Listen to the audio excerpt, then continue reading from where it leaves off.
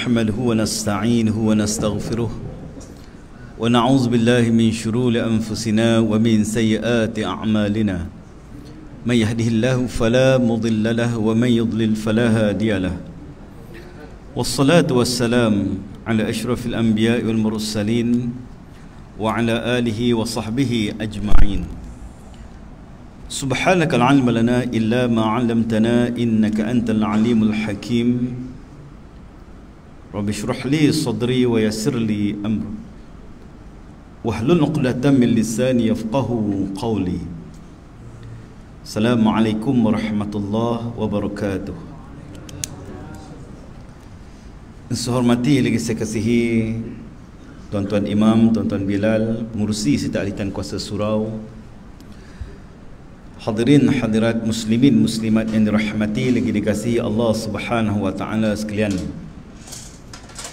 Pertamanya sama-samalah kita panjatkan syukur kepada Allah Subhanahu wa taala kerana dengan limpah kurnianya dapat sama-sama pada malam ini diberikan kesempatan dan kelapangan untuk kita berada dalam satu majlis ilmu. Mudah-mudahan pertemuan ini memberikan manfaat, kebaikan dunia dan akhirat, insya-Allah. InsyaAllah tuan-tuan, pada malam ni kita akan sambung pengajian kita dalam kitab 40 hadis penawar hati, kitab yang baru saja dipromosikan oleh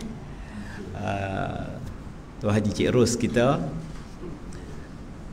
Kitabnya murah tuan-tuan, RM6 nya, 6 riyal.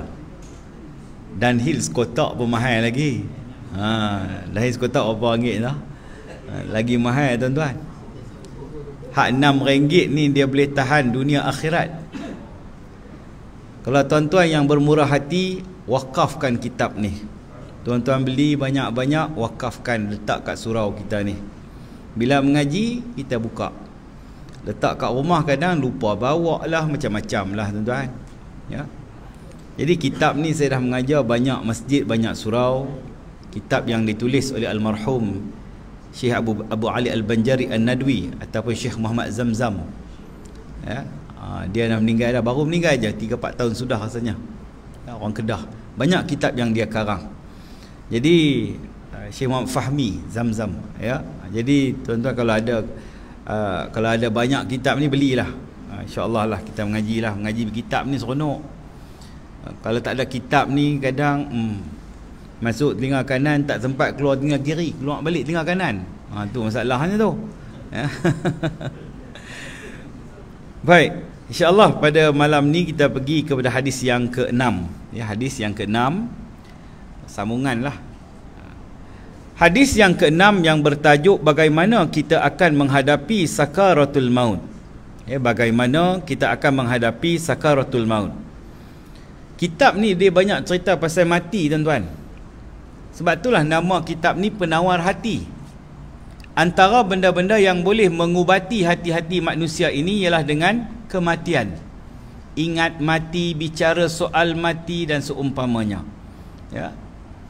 Jadi sebab itulah dalam kitab ni kita akan pergi nantilah cerita pasal mati, cerita pasal dalam kubur, cerita pasal terputusnya kenikmatan dunia dan seumpamanya lah. Nanti kita akan pergi one by one, insya-Allah. Jadi tajuk kita pada malam ni, bagaimana kita akan menghadapi sakaratul maut. Tuan-tuan boleh tengok kitab tuan-tuan Rumi. Kitab saya ni Jawi, dia ada 2 version, Jawi dan Rumi. Kalau Jawi ni tulisan dia kecil sikit.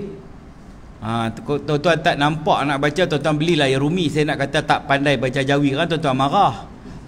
Jadi kalau tak nampak sebab tulisan dia kecil, tuan-tuan boleh guna alasan kecil ustaz tak nampak, nak beli yang Rumi. Beli yang Rumi. Tak kisahlah Rumi ke Jawi ke, yang penting kita mengaji tuan-tuan. Ya, tak kisahlah. Ya. Kalau ada tuan-tuan beli. Ada yang version kecil je. Ada juga beli online pun boleh. Ya, jadi ini kalau tuan-tuan ada kesempatan, dapatkanlah kitab ini. Baik.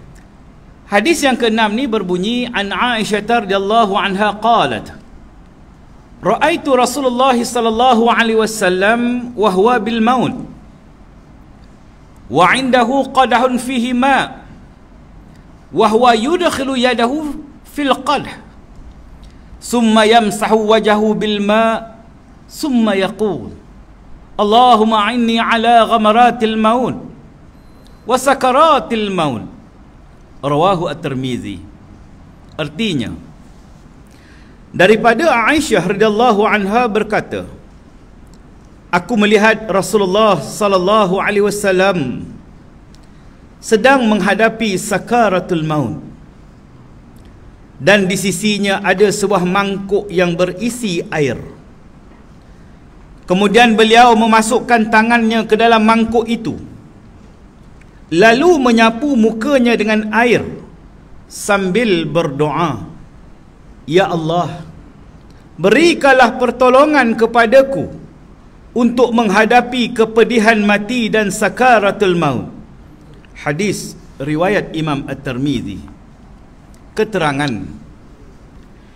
cuba kita bayangkan Rasulullah sallallahu alaihi wasallam yang merupakan sebaik-baik makhluk yang diciptakan oleh Allah Subhanahu wa taala, dan makhluk yang paling dicintai oleh Allah Subhanahu wa taala serta penghulu segala rasul, terpaksa meminta pertolongan daripada Allah Subhanahu wa taala dalam menghadapi sakaratul maut.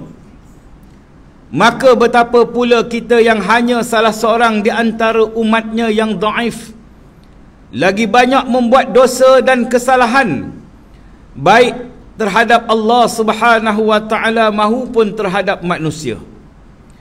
Kalau ada sedikit luka di badan, sudah terlalu sakit kita menanggungnya.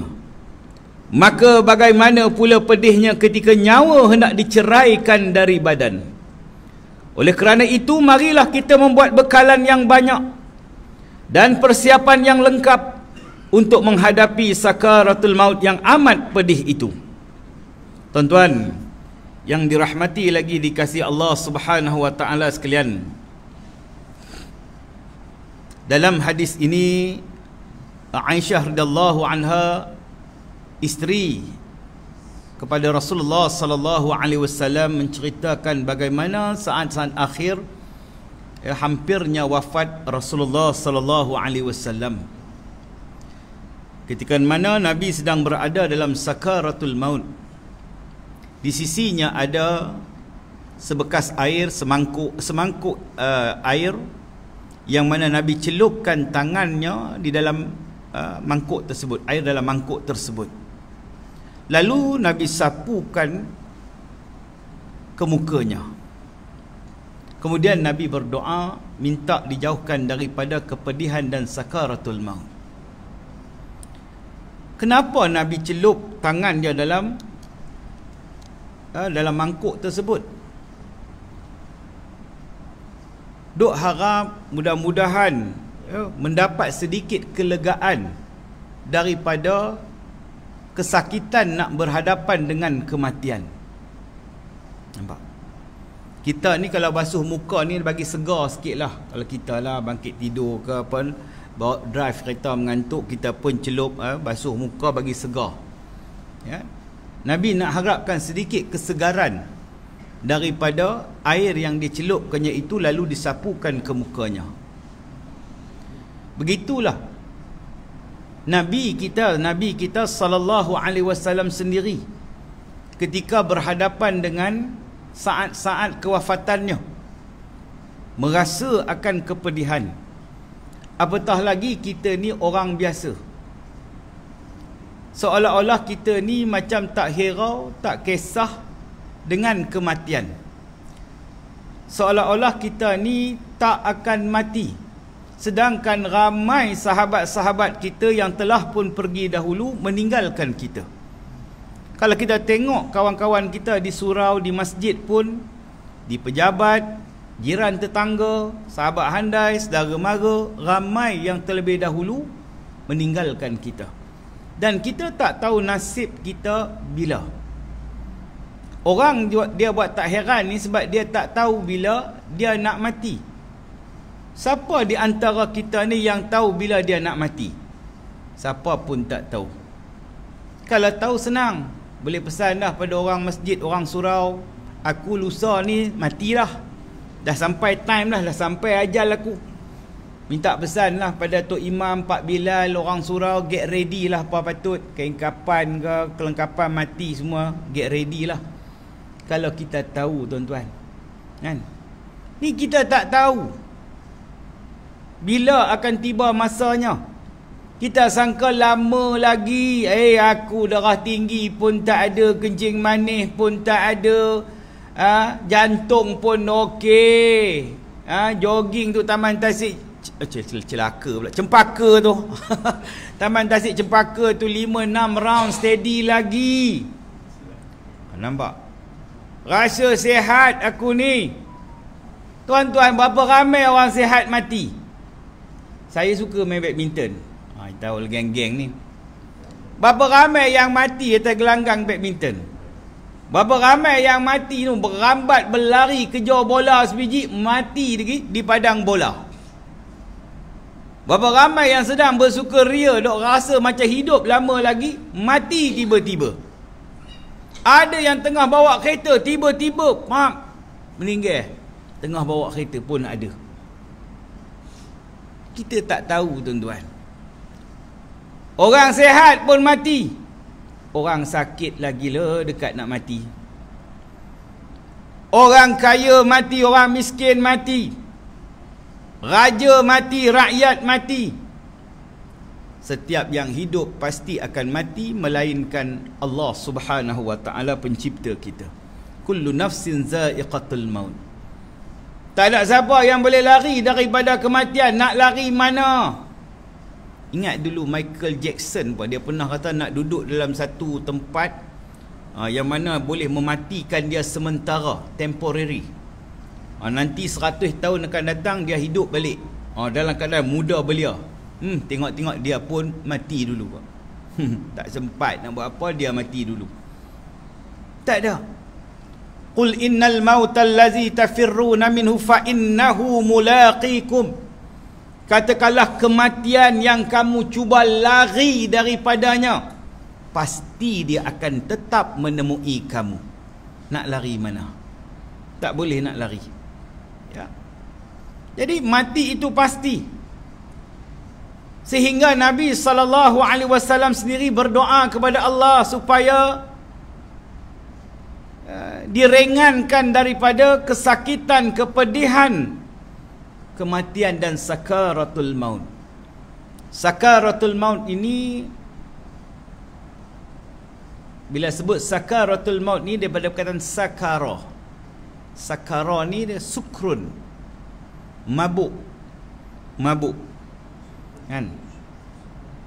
Diorang nak mati ni dia macam orang mabuk. Bukanlah mabuk macam Jackie Chan, apa nama, kungfu mabuk tu.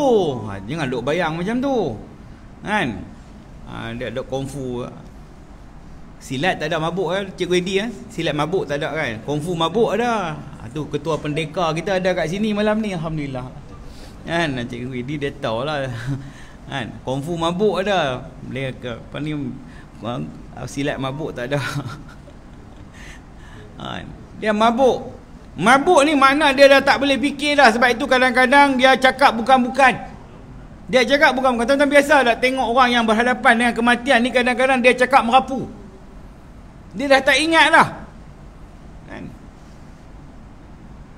Itulah keadaannya, situasinya orang apabila hampir kepada kematian.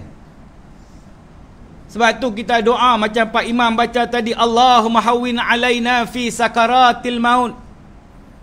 Minta supaya kita ni diringankan daripada sakaratul maut. Minta supaya kita ni dirahmati, diampuni ketika mana, sebelum dan ketika serta selepas kematian.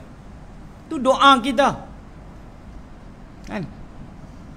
Sebab mati ni suatu yang amat pedih, sehingga dikatakan kepedihan dia macam digergaji, macam ditikam, ditusuk dengan pedang, ya, macam disiat-siat kulit kita. Ada banyak riwayat tuan-tuan, ya, ada banyak riwayat, ya, pernah dalam hadis riwayat Ibnu Abi Dunya menyebutkan sakitnya sakaratul maut itu seumpama 300 pukulan pedang. 300 pukulan pedang, tetakan pedang. Duk tetak tu 300 kali tu. Mati lagi pedih pada tu. Malahan kata Sayyidina Ali, 1000 pukulan pedang lebih ringan dibandingkan daripada sakit kematian. 1000. Duk tetak 1000 kali. Kita kena tetak sekali pun sakit dah. Ni 1000 kali. Mati tu lebih pedih daripada itu lagi. Ya. Sehingga kan Imam Al-Auza'i pernah mengatakan bahawa mayat tu tuan-tuan, mayat tu, jenazah tu, dia masih ingat lagi sakitnya mati. Ya. Selagi mana dia tidak dibangkitkan dari kubur. Duk ingat lagi. Sampai macam tu. Pedih tak pedihnya mati itu tuan-tuan. Ya. Kalau orang mati dia boleh bangkit baliklah cerita sakitnya mati ni. Ya Allah. Ya. Kata Syaddad Ibn Aus, dia kata tak ada orang yang semangat nak hidup. Tak ada orang yang boleh tidur lena. Kalau ada di penghuni daripada tanah perkuburan Sungai Tangkah, mari sekali bagi tazkirah. Tapi dia tak boleh lah nak bangkit, tak boleh nak keluar daripada kubur dah. Kalau boleh, mari boleh cerita ni. Ya Allah, sakitnya lah. Dia boleh cerita. Kalau kok dia nak boleh cerita tuan-tuan, kita ni jadi tak ada semangat nak hidup lah. Tak boleh nak tidur lena dah tuan-tuan kalau duk fikir pasal sakitnya mati ni. Kalau ianya diceritakan oleh orang mati. Tapi orang mati tak mampu nak bercerita. Hanya dia yang boleh merasai bagaimana pedih dan sakitnya kematian itu tuan-tuan. Ya. Dan disebutkan dalam kitab Ihya juga bagaimana Nabi Ibrahim alaihissalam mengatakan seperti besi membakar daging yang diletakkan dalam bulu yang basah kemudian ditarik. Allahu Akbar. Ya. Besi yang bakar daging tuan-tuan, kita biasa tengok makan kebab. Dia letak dalam besi tu kan. Padat-padat tu kan. Dia letak ataupun daging yang diletakkan dalam bulu yang basah kemudian ditarik. Allah. Itu kata Nabi Ibrahim alaihissalam. Kata Nabi Musa alaihissalam seumpama burung pipit yang digoreng. Allahu Akbar.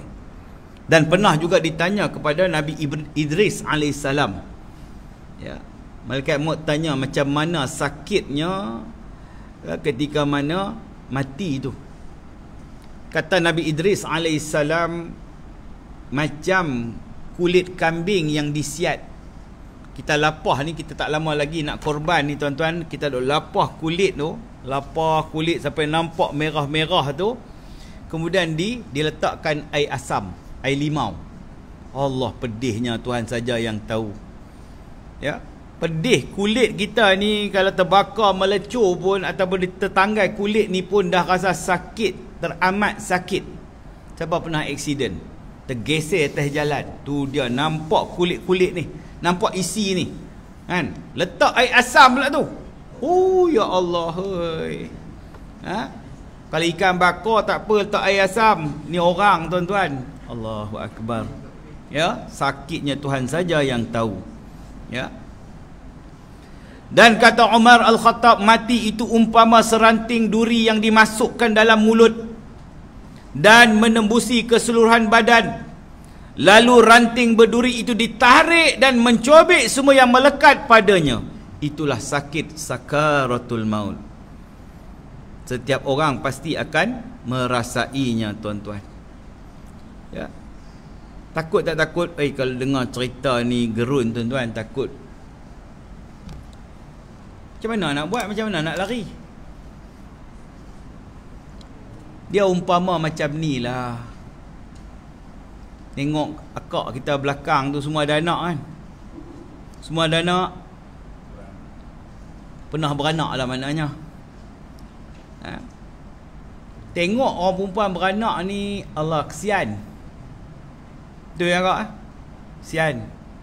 Tahun depan beranak lagi, kesian-kesian beranak lagi. Tu masalahnya tu. Saya anak tak ramai 10 kan. Jadi tengok isteri bersalin, Allahu Akbar. Dia genggam pegang tangan kita tu, ya Allah sakitnya Tuhan saja, tapi sabarlah ya Allah. Sakit banget.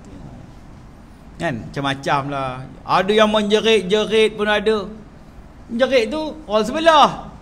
Kita di sini dia jadi risau sudah. Bini kita jadi risau sebab yang menjerit tu orang sebelah. Aduh, doktor sakit, doktor sakit. Ya Allah. Macam orang budak-budak bersunat. Kan? Yang pertama tu dah menjerit-jerit, yang kedua ni rasa nak cabut lari dah. Kalau kita dulu dengan Tok Mudin, cabut lari dah. Kan? Tahun depan baru bersunat balik. Orang perempuan bila beranak sakit. Tetapi apabila telah berjaya melahirkan anaknya, lalu anaknya itu berada di pangkuannya, seolah-olah hilang rasa sakit tu. Sakit beranak tu. Betul tak betul ni? Kita orang lelaki tak pernah beranak. Masalahnya. Kan? Tapi kita dapat melihat kepuasan. Apabila dia dapat melepasi sakit tu, masih sakit lagi. Bukan tak sakit, lepas beranak sakit lagi. Kan, doktor nak jahit lah apa benda apa semua tu kan. Itulah kita duduk dalam bilik bersalin tu kita tahulah. Ya. Kata tak settle. Tapi bila dia anak tu letak atas ni di pangkuan dia ni, dia rasa lega. Lega. Betul tak ah? Kan? Sebab kita tengok isteri kita, dia rasa macam satu kelegaan. Kepuasan. Ni apabila dapat nikmat anak ni di pangkuan dia ni, yang duduk dalam perut dia 9 bulan ni, hilang sakit dia. Nampak? Begitulah perumpamaannya orang-orang yang beriman, tuan-tuan. Walaupun mati itu satu benda yang menyakitkan, tetapi kerana kita ni ada iman, kita ni ada amal bekalan yang kita bawa, maka itulah yang melegakan kita, tuan-tuan. Kan? Ada yang mati dengan penuh ketenangan. Tenang tu zahir je, tuan-tuan. Ui, mati tenang, mati dalam iman ni. Padahal semayang pun tak pernah. Kan? Surau pun tak pernah. Duk buat kerja jahat macam-macam. Tiba-tiba mati tenang, mati dalam iman betul dia ni. Sedap tuan. Kan? Kita tak tahu dia dah berada di alam yang lain. Dia bukan berada di alam kita dah, orang mati ni. Kan? Kita tak tahu bagaimana sakitnya tu. Tetapi orang yang beriman ni, ibarat ni orang perempuan yang lepas bersalin tadi, dia dapat pangku anak dia tu, dia rasa lega. Hilang rasa sakit. Kita macam itulah. Beruntunglah orang yang ada iman, orang yang ada amal. Amalan yang kita duk buat ni, inilah yang kita nak bawa, tuan-tuan. Apa benda lagi yang kita nak bawa sebagai saksi kita ni, bukti kita ni manusia yang beriman kepada Allah Subhanahu Wa Taala, melainkan amalan kita.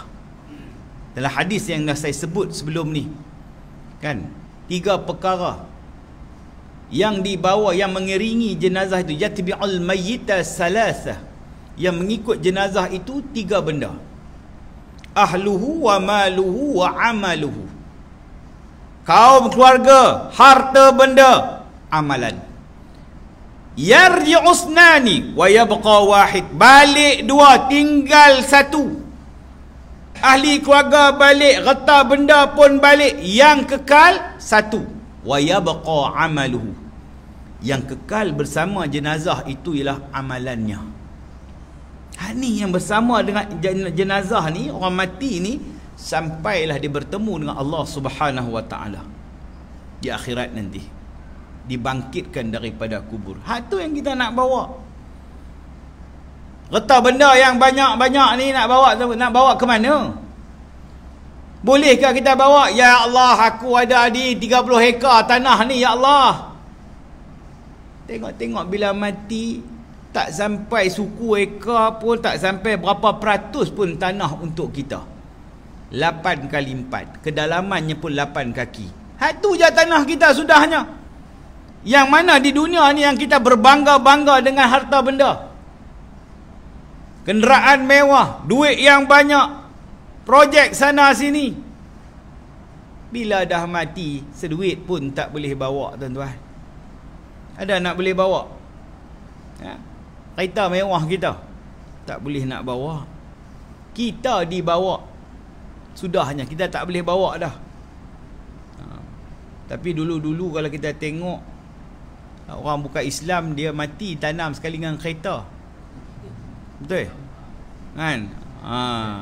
Dia tanam sekali kereta. Tapi lepas the latest tu, dia tak buh kereta betul lah. Dia buh kereta kertas.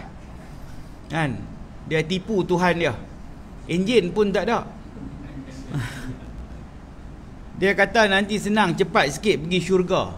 Kata nak pergi syurga macam mana? Kereta kertas, enjin pun tak ada. Bagilah kereta betul. Rugilah. Lugilah. Dulu lah kali kampung tu kita tengok, dia tabur duit. Dulu dia tabur duit betul. Lepas tu dia tabur duit kertas kosong ni.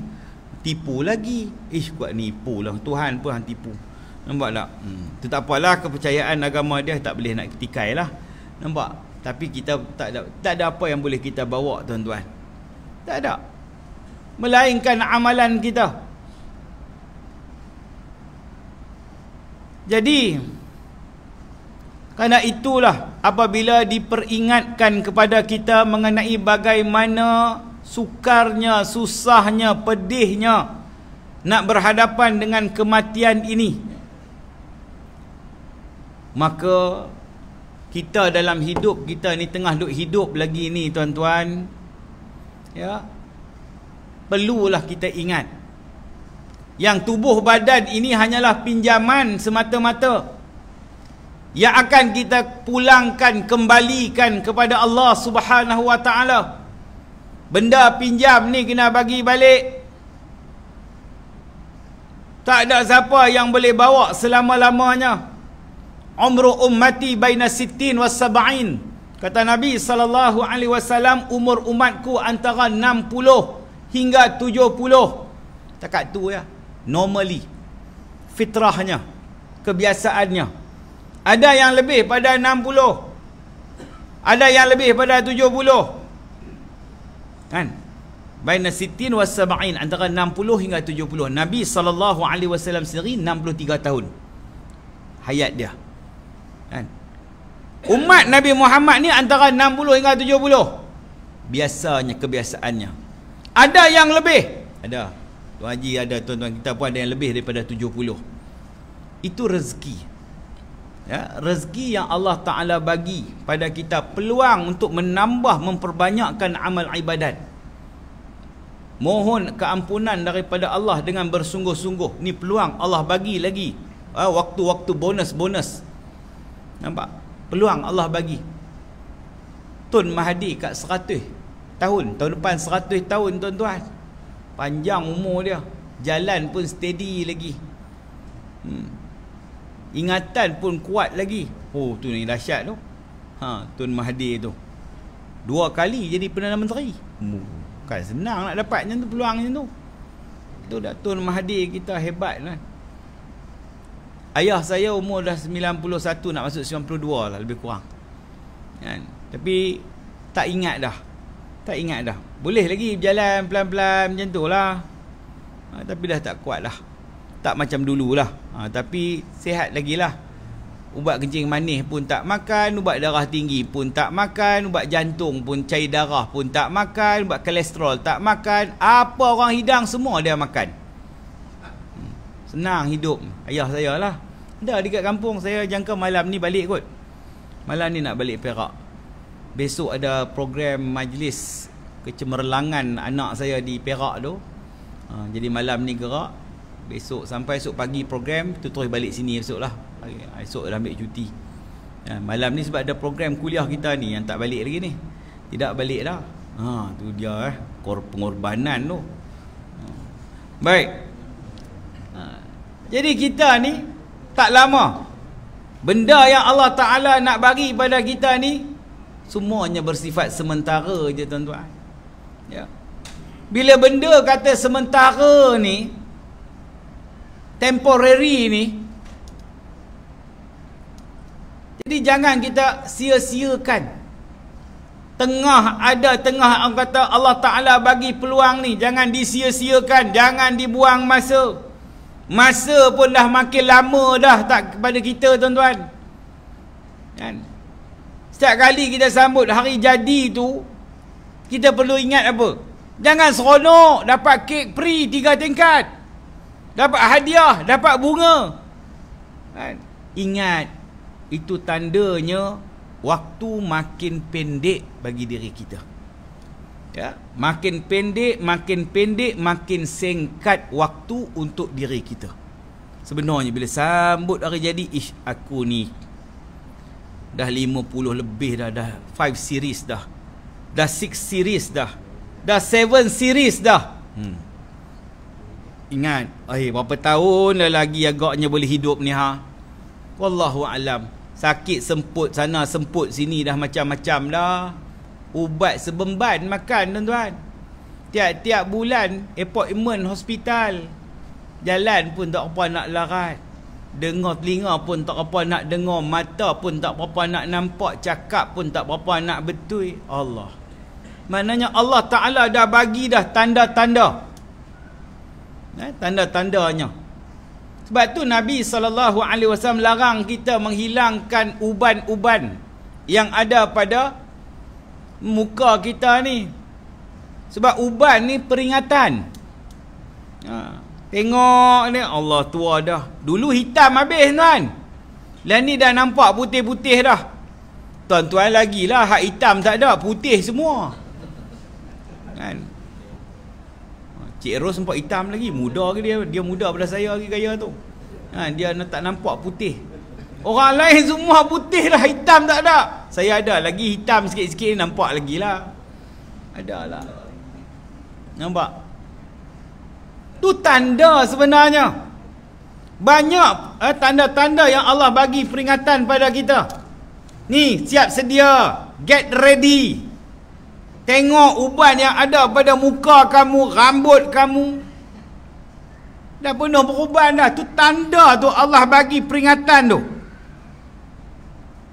Mata pun dah mula rabun. Dulu saya tak pakai cermin mata lah. Ni kena pakai. Tidak tak nampak tu tulisan kecil ni. Tak nampak.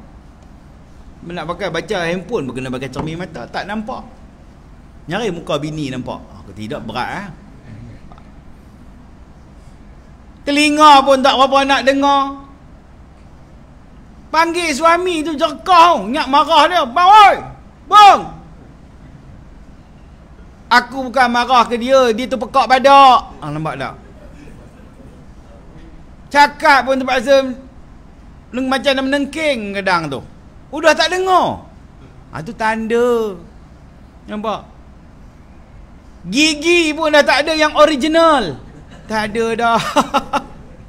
Semua penuh kepalsuan. Allahu Akbar. Kan?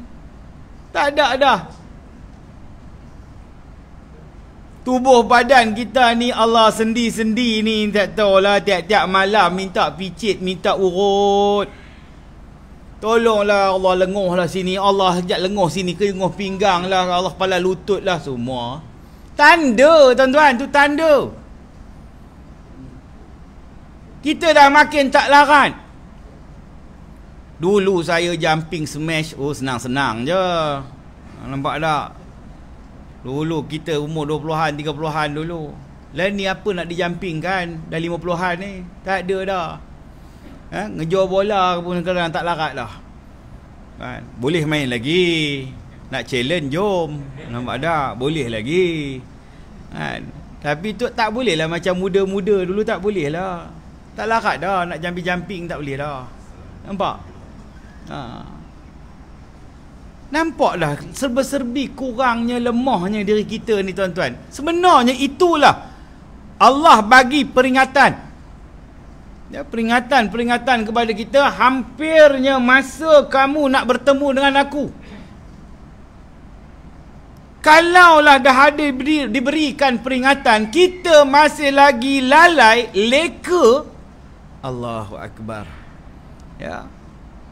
maka kitalah manusia yang paling rugi dan celaka.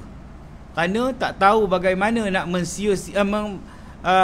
memanfaatkan saki baki kehidupan kita. Kita selalu berdoa supaya kita ni kesudahan kita kesudahan yang baik. Ya. Kita selalu berdoa husnul khatimah, iaitu mati dalam keadaan beriman dan dapat menuturkan kalimah la ilaha illallah di akhir hayat, dan kita berlindung dengan Allah Subhanahu wa taala daripada mati dalam keadaan suul khatimah atau mati dalam keadaan berlumuran dengan dosa dan kesalahan. Ya. Ini doa kita, Allah makhtim lana bihusnil khatimah. Kita minta pada Allah, ya Allah, biarlah kesudahan kita ini kesudahan yang baik, husnul khatimah. Walaupun dulu kita pernah buat benda jahat, walaupun dulu kita pernah buat benda dosa jahat kita dulu, tuan-tuan. Siapa tak kenal aku kat Bangi Kajang ni, taiko besar. Dululah. Dulu. Sekarang kita dah baik, dah insaf, dah jadi orang surau, istiqamah dalam melakukan amalan. Sebab kita nak husnul khatimah, kesudahan yang baik, pengakhiran yang baik. Yang kita takutkan bila mana ada di kalangan manusia termasuk orang Islam, pengakhiran yang buruk. Dah tua-tua pun tak reti nak pergi surau, duk sibuk nak cari hiburan, keseronokan. Tak hirau lah pasal majlis ilmu ke, mengaji ke, solat ke. Dia duk rasa aku ni nampak je tua tapi jiwa masih muda, otai masih berbisa. Tu dia. Aduh. Ada sekali tu balik main badminton di dulu, ada friendly lah di Hulu Langat nun. Habis main 12 lebih kat pukul 1 lah. Ada satu kedai tu Jaya buka, kami pun minum lah kat kedai tu. Dahaga letih pun semua minum lah kawan-kawan ni. Ada karaoke kan, ada set karaoke lah. Kedai lain dah tutup, kita pun layan nak minum je pun. Tak apalah. Masalahnya mula-mula okey lah, adalah budak muda duk melalak nyanyi lagu apa, perempuan-perempuan lebih kurang. Habis budak muda, budak tua naik, tuan-tuan. Tu yang aku tak tahan tu. Bukan dah ni rasa 70 lebih kat 80, muka pun dah nampak sangat tua dia. Duk nyanyi lagu Jepridin, habis Jepridin, SG Bank, habis SG Bank, P. Ramlee. Habis semua lagu 60-an tu, semua dia hafal, tuan. Dia hafaz. Hafaz. Hafaz Al-Quran tak apa. Ni duk hafal lagu-lagu ni. Habis semua dia boleh belakang kat dia, tuan. Dia boleh tapau habis menyanyi. Oh dia. Allah, kita nak minum pun hilang mood dah. Cukup-cukup lah. Mungkin kita dulu muda-muda kita, yalah saya pun pernah muda juga. Tuan-tuan pun pernah muda juga. Kan? Tengah duk melalak-melalak, tiba-tiba Tuhan tarik nyawa. Allah. Naya, tuan, naya. Jangan sampai jadi su'ul khatimah, seburuk-buruk kesudahan. Nak mati pun biarlah mati dalam keadaan baik, di tempat yang baik, dalam keadaan baik, penuh dengan kebaikan-kebaikan yang kita buat. Ini baru dikatakan husnul khatimah. Ada orang mati di surau. Oh, surau, tuan-tuan.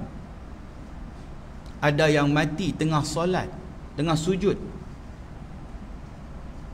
Dulu pernah keluar suak khabar, tuan-tuan, di surau Desa Surada, Sungai Ramal. Kalau tuan-tuan ingatlah dulu. Kan? Dia ni macam Tok Siak lah, Tok Siak surau. Tapi dia rajin datang surau, datang surau awal, bersihkan apa patut. Bila mengaji ni, tuan-tuan, dia suka duduk depan. Saya mengajar ni, dia suka duduk depan sekali. Belah kiri saya ni, dia duduk sini. Bukan Tuan Haji, kan, duduk sini. Kan dia duduk. Nampak? kan? Hari-hari mana-mana ustaz pun, saya rasa mana-mana ustaz pun kalau dia mengaji dia duduk depan. Dia orang yang rajin datang surau, datang awal surau, dan dia yang antara yang lewat balik daripada surau. Kan? Satu hari dia semayang, dia sujud tak bangkit-bangkit. Orang pun duk heran. Siapa ni lama sangat semayang sunat ni lama sangat ni? Tengok dia meninggal dalam sujudnya, tuan-tuan. Allahu Akbar. Sujud ni tempat yang paling dekat diri kita dengan Allah. Paling dekat sujud, tuan-tuan. Sebab tu kita juga disunatkan berdoa ketika mana dalam sujud. Sebab ketika itu kita dekat dengan Allah. Sujud. Dia meninggal dalam sujud. Allahu Akbar. Meninggal tengah solat. Itu semua tempat-tempat yang baik. Mati dalam keadaan baik. Bukanlah nak kata mati kat hospital tak baik, baik juga. Cuma jangan mati di tempat-tempat yang buruk, tempat-tempat maksiat. Mati kerana punca-punca yang tak baik. Mati kerana minum arak. Mati kerana dadah berlebihan. Mati tengah berzina. Ya? Mati di pusat perjudian, tengah tikam nombor ekor, tiba-tiba kena serangan jantung. Mati tu pegang nombor ekor lagi tu. Allah nayalah. Pegang tak boleh lepas tu. Kok boleh kena first prize. Allah. Naya. Kita tak mau macam tu. Ya, sebab itulah doa kita sentiasa supaya Allah Ta'ala kurniakan kepada kita husnul khatimah, sebaik-baik kesudahan. Jadi mati ni satu peringatan yang amat berguna kepada kita. Satu peringatan yang boleh memotivasikan kita, menaikkan semangat kita. Sebab ada orang kata, duk cerita mati bila kita nak membangun. Oh, ada juga. Nampak? Seolah-olah bila cerita pasal mati ni menyebabkan kita ni mundur. Betul ke bila kita cerita soal mati ni menjadikan kita ni mundur, tak membangun? Sebenarnya ingat mati inilah menjadikan kita ni lagi hebat, manusia yang hebat. Bila fikirkan saat kita di dunia ni hanya tinggal berapa ketika aja, kita akan cuba buat yang terbaik. Dalam semua perkara, dalam semua benda dalam hidup di dunia ni, kita akan cuba buat yang terbaik. Dalam pekerjaan kita, dalam hubungan kita sesama manusia, hubungan kita bersama ahli keluarga, ibadah kita, kita akan buat yang terbaik. Kerana ini mungkin sementara. Mungkin Aisyah ini adalah solat aku yang terakhir.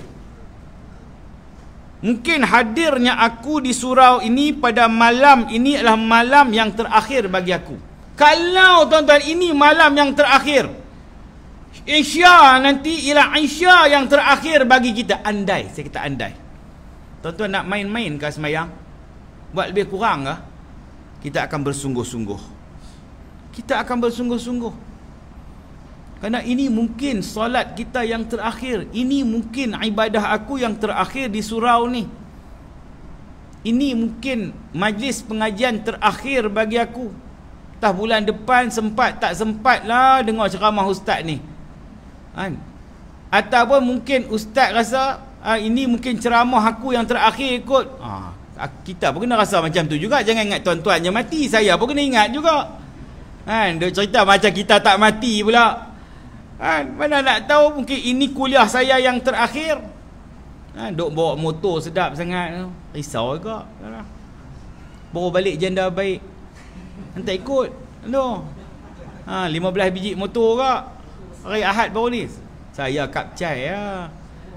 Pergi duduk layan lab tu, turun daripada janda baik sampai Tul Gombak, song. Kata weh, aku ni duk rasa muda lagi. Kita pun tak tahu. Kita pun tak tahu. Jadi buat yang terbaik. Jadi mati ini memotivasikan kita, memberi semangat kepada kita untuk buat yang terbaik dalam kehidupan kita, tuan-tuan. Kita jalinkan hubungan yang baik kepada semua manusia. Tujuan dia apa? Supaya kita ni tak berdosa. Ni aku nak bawa mana ni? Diri aku, jamaah aku, masyarakat aku, anak-anak buah aku ni, aku nak bawa ke mana ni? Dan kalau kita fikir soal mati, aku nak buat benda baik ya. Dan dunia ni aku nak buat benda baik, aku tak nak buat benda jahat.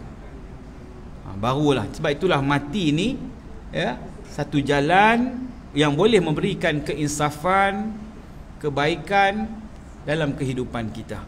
Ya. Jadi tuan-tuan, itulah ya, perkongsian kita pada malam ini dalam hadis yang ke-6 ya, soal bagaimana Nabi SAW ya, berhadapan dengan sakaratul maut. Ya, insya-Allah mudah-mudahan menjadi pengajaran kepada kita ya, mengenai perihal dengan kematian, insya-Allah. Wallahu alam. Ada apa soalan ke nak tanya ke? Kau ada yang tak jelas? Kuliah akan datang tajuk Mahkamah Qadhi Rabbul Jalil.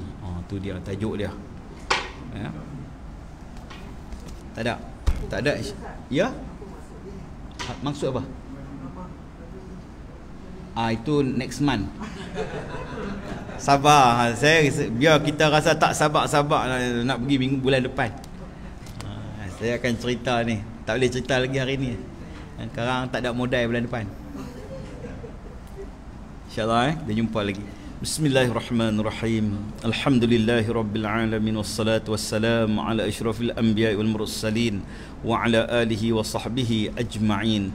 Allahumma anfa'na bima 'allamtana wa 'allimna ma yanfa'una wa zidna 'ilma warzuqna fahma. Alhamdulillahi ala kulli hal wa na'udzu billahi min ahwa ahli an-nar. Rabbana atina fid dunya hasanah wa fil akhirati hasanatan wa qina 'adzaban nar. Wa sallallahu ala sayyidina Muhammad wa ala alihi wa sahbihi ajma'in. Walhamdulillahi rabbil alamin.